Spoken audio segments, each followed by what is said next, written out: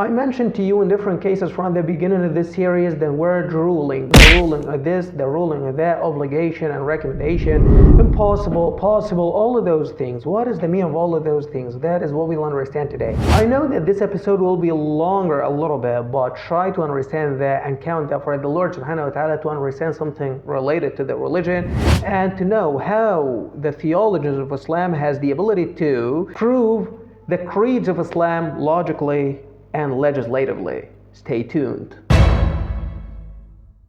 Let's go! What is the meaning of ḥukm? The meaning of ruling. It is proving something to something, proving a case to other case, or negating the case from the other case. Such means, let me give you a specific case. When I give you anything in my conversations with you, I use that. When I say to you, Muhammad is successful. The success is the second issue. I added it to the first issue, which is the name of this person, Muhammad. And I told you that he is successful, so he is successful. And it is called a positive case because I proved the second thing to the first one. But when I say Muhammad is not as successful, it is a negative way because I negated the second issue to the first one.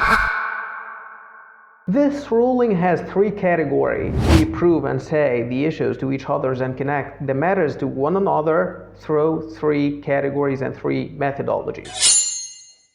The first method is the logical ruling and the rational one, which is proving something to someone or negating it from him without referring to a specific experience or expertise, and also without the ruling that is revealed by the legislator. For example, this book. The whole of this book is bigger than this part, just this part in it. The whole of the book is of course bigger than that. I didn't need any experience or expertise to prove to me that issue, but actually it is just a logical way. There is no expertise and experience that proven that issue. It is called the logical ruling. The second ruling is the legal ruling. What is it? It is proving something to something or negating it, referring to the new book, Quran, and the Sunnah of the Prophet, peace be upon him. Like for example, the Hajj, when I tell you it is obligatory upon every Muslim has the ability to do it. It is something we understood from Allah subhanahu wa ta'ala and the legislation that came to us. So its ruling source is the legislation, the revelation of the Lord subhanahu wa ta'ala, and it is called the legal ruling. The third category and the final one is the traditional category, which means proving something to something else or negating it from it, referring and taking a reference in the expertise and the experience. When I tell you the knife is cutting the flesh, so we didn't understand that and grasp it except after the experience and the expertise. We tried to cut the flesh with the knife and it cut and amputated it. So we said what we said. You can ask me this question: why do you learn all of those logical things? They are not important for you in the Aqidah of Islam and the creed of the Muslims, but actually it is important. Why? That is what we all know now. Because simply a lot of issues in the Aqidah of the Muslims is dependent on the rationality and the proof that is set by the rational things and the rational power. The existence of the Lord subhanahu wa ta'ala, how can you believe in the God subhanahu wa ta'ala? You don't understand him. That is the perspective of Islam, to find everything simple and to understand Allah subhanahu wa ta'ala through your mentality. That is the philosophy of Islam in such a case.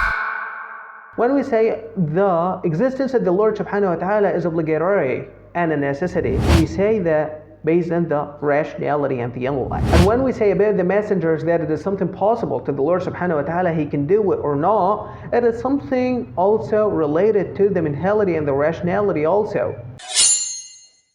The legislative ruling in such cases is just for confirming the ideas, but actually we have to believe in Allah subhanahu wa ta'ala with our mindsets first, and then after that we'll be believers to Allah subhanahu wa ta'ala and receive from him the facts of Islam from the legislation. We have to believe on the basira, on the sight that Allah subhanahu wa ta'ala gave you in your heart. How can you believe in Allah subhanahu wa ta'ala? You believe with your heart and with your mentality to understand your belief, not blind belief at all.